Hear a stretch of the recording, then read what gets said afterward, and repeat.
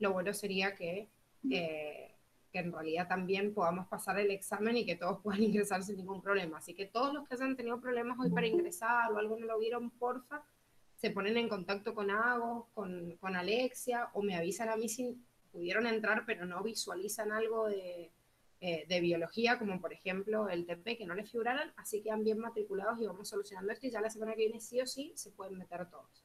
Entonces, vamos a la corrección de este primer trabajo y vamos a ir detectando cuáles son los errores que hay en estas preguntas para entenderlo en realidad. La primera pregunta, les decía, la vida comenzó con, ¿sí? Ahora, ¿cuál marcaron acá? En la primera pregunta. Yo marqué la correcta.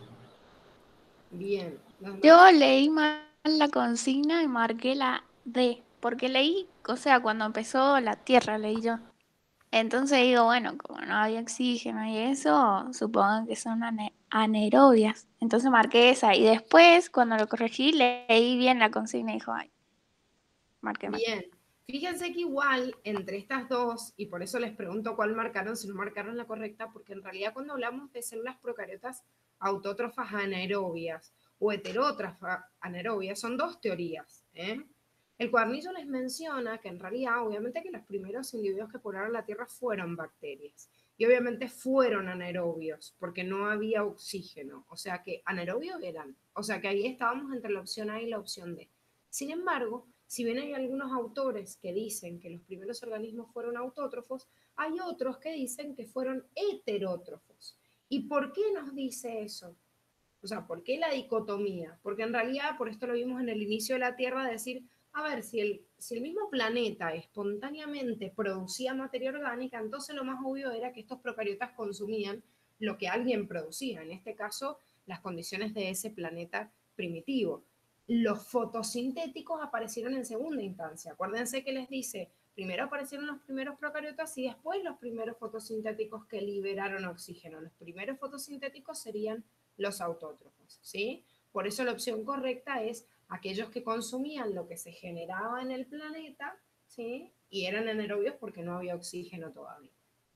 Bien, la 2 es un poquito más difícil porque se nos mezcla un poquito en estas características y nos confunde porque hay otras que podrían ser probables. Pero me dice, una planta que presenta tropismo hacia la luz, o sea, estoy respondiendo hacia la luz, y regula su concentración interna de iones, manifiesta respectivamente qué características. O sea que una me está hablando del tropismo hacia la luz y la otra, la regulación interna de iones. Ahora, cuando yo digo tropismo hacia la luz, si bien es una respuesta hacia la luz y por ende es irritabilidad, porque la irritabilidad justamente es eso, responder a un estímulo externo. Es verdad que las plantas crecen también respondiendo a la luz. Entonces, era tentador marcar también crecimiento, ¿sí? Pero que tengo que tener en cuenta que me dice tropismo, o sea, la capacidad que estoy respondiendo hacia esa luz, pero no el crecimiento hacia la luz, porque para crecer la planta no solo necesita la luz, sino que necesita agua, necesita dióxido de carbono del medio y los nutrientes del suelo. Entonces, es engañosa, pero me está hablando de una respuesta únicamente hacia la luz. Ahora, cuando yo ya hablo, regula su concentración interna de iones, la regulación interna para mantener el medio constante, como ya hemos visto, esto es homeostasis. Entonces, otra vez la trampa estaba entre la B y la D. ¿Por qué les marco esto? Porque la facultad suele hacer lo mismo. Hay preguntas, son difíciles por ahí de encontrar cuál es la correcta, pero siempre encima hay entre dos donde el error es más finito. Y al principio cuesta darse cuenta y muchas veces uno dice, ay, estaba entre dos y justo marqué la que no era. Y esto les pasa hasta en el examen de la facultad. Entonces hay que ir afilando los errorcitos esos que puede ir marcando la facu, los cuales nosotros nos detenemos y decimos, ah, este era el motivo por el cual estaba mal. Bien, ahora en la 3, ¿qué marcaron? Esta era teórica. Yo marqué esa. Bien, ¿los Yo demás? también. Yo también. Yo también. Bien, Yo bueno. también marqué eso. En esta no había dificultad, fíjense que era una pregunta sumamente teórica, no había mucha complicación, solo había que leer la unidad, obviamente. ¿Por qué está mal esa opción?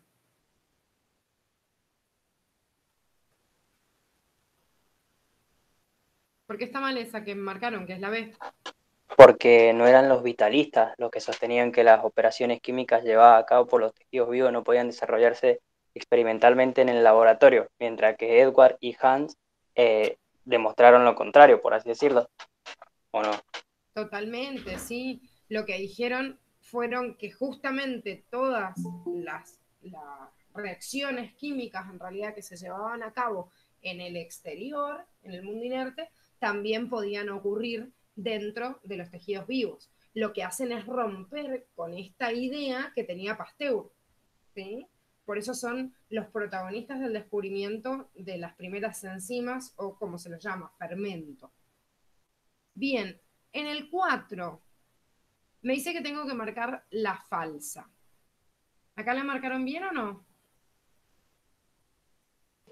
Sí, Bien, ¿por qué? sí. Y porque el almidón no... porque está mal. El almidón y el glucógeno, o sea, uno es para, ahí dice nada más, menciona los animales. O sea, ¿cómo es que se llama? El almidón, o sea, sería distinto. Los dos no es para animales. Es uno para vegetales y el otro es para animales. Los dos no son para animales. Exactamente, perfecto. Lo que está mal acá en esta opción es almidón. El glucógeno es una reserva, como les dice, para animales, en el hígado, en el músculo esquelético, pero el almidón es de las plantas. Así que esto es lo que está mal. Lo demás está todo bien, ¿sí? Les habla de características de la quitina, celulosa, sacarosa, que vimos ayer y está perfecto. Lo único que está mal acá es el almidón. Si me hubiera sacado el almidón y me hubiera hablado de todo lo demás, en dónde está la reserva, hubiese estado perfecto. Bien, ahora, la 5 me dice, si hablamos de proteínas, es correcto afirmar que. Y acá me habla un poquito de las estructuras que estuvimos hablando, ¿sí? Decimos que es correcto. La A, que es la correcta, me habla, dice, la secuencia de aminoácidos determina el carácter biológico de la molécula proteica. Esto quiere decir, el ADN codifica que la proteína se sintetice de determinada manera, esté ordenada de determinada manera, y esto es correcto. O sea, la especificidad biológica radica en lo que dice la secuencia de aminoácidos y está escrito en el ADN. Ahora, la B dice, la estructura secundaria a menudo es fibrilar. ¿Cuándo era fibrilar? Terciaria. Bien, bien, perfecto. Fibrilar y globular en las estructuras de tipo terciaria. Y es lo mismo que pasa en la C, están al revés. Dice la estructura terciaria es hélice alfa y hoja plegada beta, y esto es la secundaria y no la terciaria. Y después me dice la cuaternaria está formada por una cadena polipeptídica. Y Por no, varias. bien, justamente es por varias, porque una sola cadena se enrolla y todo y me forma una sola estructura terciaria. La cuaternaria está acoplando a más de una cadena polipeptídica. Bien, en la 6 tenemos que marcar la correcta. Me dice, los elementos primarios que componen la materia viva constituyen el 50% del peso corporal. ¿Está bien o no? Está mal, era el 98%. Claro. Exactamente, los elementos primarios ocupan el 98%. Después la B me dice, el agua constituye entre el 50 y el 95% de toda la materia viva. ¿Por qué me dice este valor? Porque si bien nosotros vimos ayer que el 65% era un promedio, en realidad están marcando un margen de referencia, ¿sí? Fíjense que en algunas, y esto es importante, esto lo vamos a ajustar un poquito en los exámenes, pero en algunas ustedes tienen que marcar lo correcto y en otras tienen que marcar las aseveraciones falsas. Esto en el examen lo vamos a ajustar porque hace 2 años la facultad está tomando únicamente marcar lo correcto, pero la verdad es que en los últimos 2 años nada más. Hace mucho tiempo que la facultad jugaba con esto de correcto e incorrecto. Entonces, si bien en los exámenes siempre van a rendir correcto, yo en los TP he decidido igual dejarles esta trampita de correcto e incorrecto porque era algo muy común con lo cual viene jugando la facultad hace décadas, les digo. Entonces por ahí cambian los directores y cambian la modalidad. Entonces por las dudas uno tiene que estar atento a qué es lo correcto y lo incorrecto. Pero uno lee esto y dice, ay, pero 50 al 95, la teoría me dice el 65 y en un apartadito chiquitito me dice este porcentaje. Entonces, bueno, la dejo pendiente, pero me dice, a ver, el sodio es un oligoelemento. No, esto seguro que no, está dentro de los secundarios. Y después dentro de los elementos secundarios que componen la materia encontramos magnesio, yodo, cloro y zinc. ¿Está bien eso o no? No. ¿no? ¿Por qué? El yodo no era un oligoelemento. Perfecto. El yodo es oligoelemento. ¿Los otros? El zinc también es un El zinc oligoelemento. también. Perfecto. O sea que acá me está mezclando elementos secundarios y oligoelementos y eso es lo que estaría mal de acá. ¿Sí?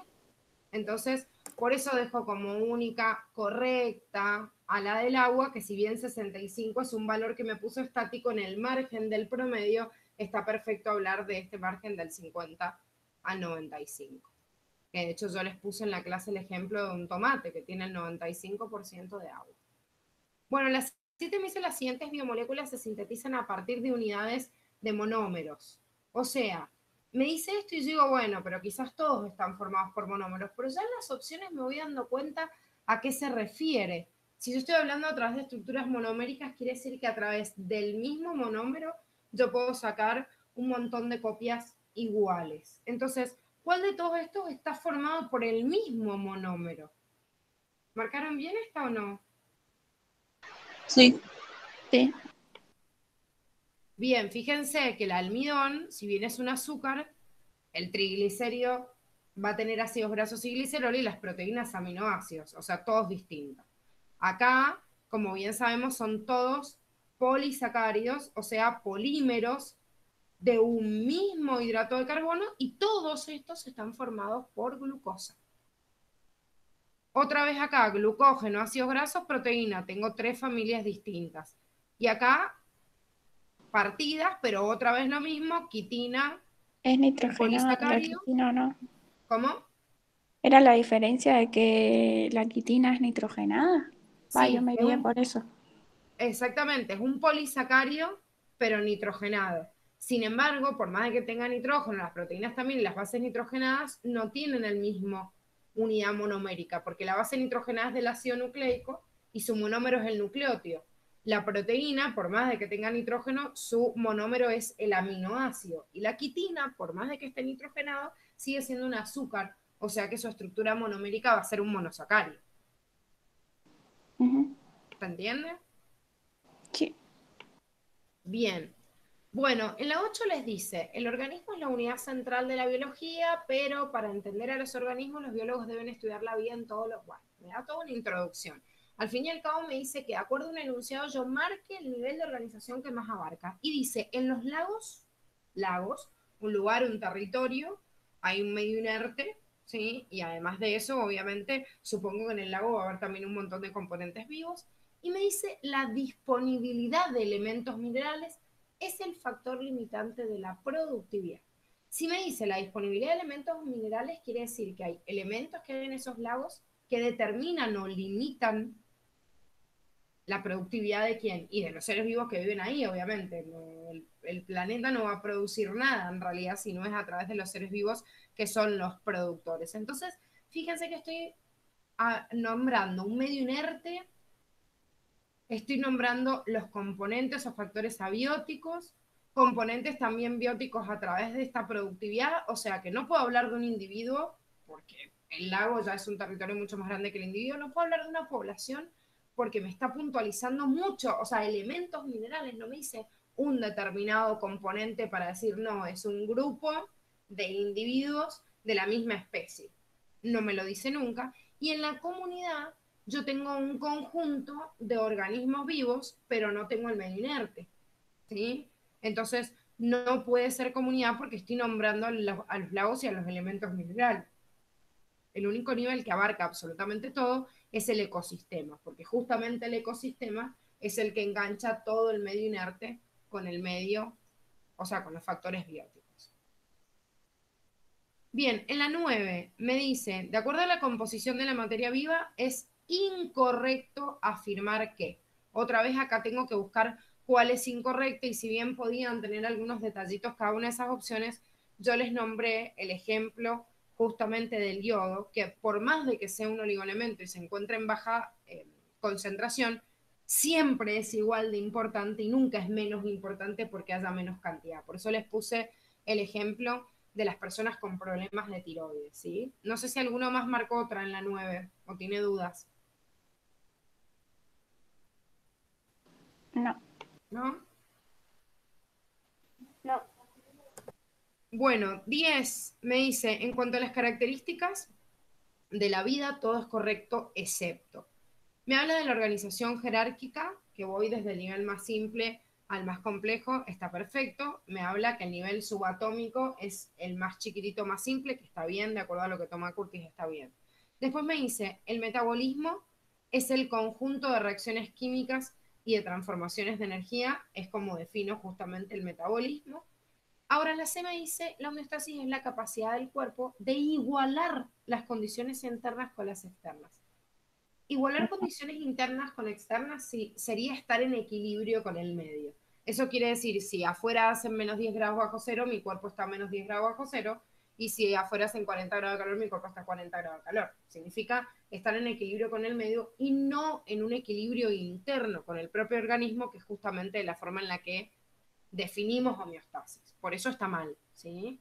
O sea, homeostasis es el equilibrio con uno mismo, con lo que a uno le hace bien y no con lo que le hace bien al medio. La D dice, la perpetuación se requiere en cada ser vivo para persistir en el tiempo a través de la transmisión de su información genética a la descendencia. Justamente, perpetuar, como dijimos, o reproducirse, es dejar esa información a la siguiente generación y no necesariamente dejar la información a la siguiente generación significa que el ser vivo deje de ser vivo o de ser de su especie. O sea, perpetuarse, como dijimos, es una condición posterior a la supervivencia. O sea, primero el individuo sobrevive y después se perpetúa, pero la función de perpetuarse es justamente pasar la información a la descendencia. Bueno, la 11 era sobre este cuadrito que les dije que leyeran cuando vimos crecimiento para poder diferenciar hipertrofia e hiperplasia. ¿Lo leyeron? ¿A ese cuadrito? Sí. Sí. Perfecto. Bueno, hay algo muy importante porque acá les mezcla un concepto con el otro y justamente acá tenían que marcar la correcta, en donde la distinción de estos dos es muy importante, decir, a ver, le llamo hipertrofia cuando hay un aumento en el tamaño de las células. En cambio, la hiperplasia es en el número de las células, o sea que al fin y al cabo el tejido crece, yo veo el tejido más grande, pero una cosa es que cada célula chiquitita empiece a aumentar de tamaño y otra cosa es que aumente el número porque hay más división celular. Ojo, que tanto la hipertrofia como la hiperplasia pueden ser fisiológicas o patológicas. Eso quiere decir normales o porque hay una patología. Márquense esos ejemplos que tienen ahí en el cuadrito. Yo sinceramente, chicos, como les digo, les ponemos por ahí en el TP evaluatorio algunos conceptos que hace poquito los ha sacado la facultad y nos da miedo que lo vuelvan a preguntar. Pero está en un cuadrito aparte esto porque en teoría la facultad no lo va a tomar. Entonces, les meto una preguntita en el TP como para que digan, bueno, lo refrescamos, o sea, o por lo menos lo leímos ahora, pero en teoría no es un concepto que entre, o sea, que no se los voy a preguntar en el examen, ¿sí? Era para que lo leyeran y para decir, bueno, conozco la diferencia o puedo saber a qué se refiere un concepto y a qué otro. Bueno, y la última, en el último minutito de clases, dice los niveles de organización ecológica son, excepto. O sea que, ¿cuáles eran los niveles de organización ecológica? En orden. ¿Los acuerdan? Población. El átomo. La biosfera. No. No, No, esos son los de. Claro, Ah, estaba la biosfera, el ecosistema, la población y el individuo, pues. Población, comunidad, ecosistema y biosfera. Bien, primero está pero el bueno. individuo, que el Ah, individuo parte porque es la unidad en realidad de la ecología y es donde terminan los niveles de organización biológicos de la materia. Entonces, desde el individuo, individuos de la misma especie forman una población, esos individuos con el conjunto de individuos de otras poblaciones forman una comunidad, con los factores inertes, ¿sí? O abióticos forman el ecosistema. Y por último, la biosfera sería el conjunto más grande, o sea, digamos, el conjunto de todos los seres vivos que habitan en el planeta y todo su medio en el cual habitan. ¿Sí? Es por ahí medio confuso esto de biosfera, porque la verdad es que depende quién lo defina o el libro que lo defina, se le conoce como biosfera a todo el conjunto de seres vivos que existen en el planeta y el ecosistema más grande sería la ecósfera. Pero medio como que Curtis lo toma como sinónimo. Entonces les dice que biosfera es el lugar en el cual están o habitan todos los seres vivos del planeta y al fin y al cabo me está contando como el medio inerte donde están también, entonces como que toma como sinónimo ecósfera y biosfera.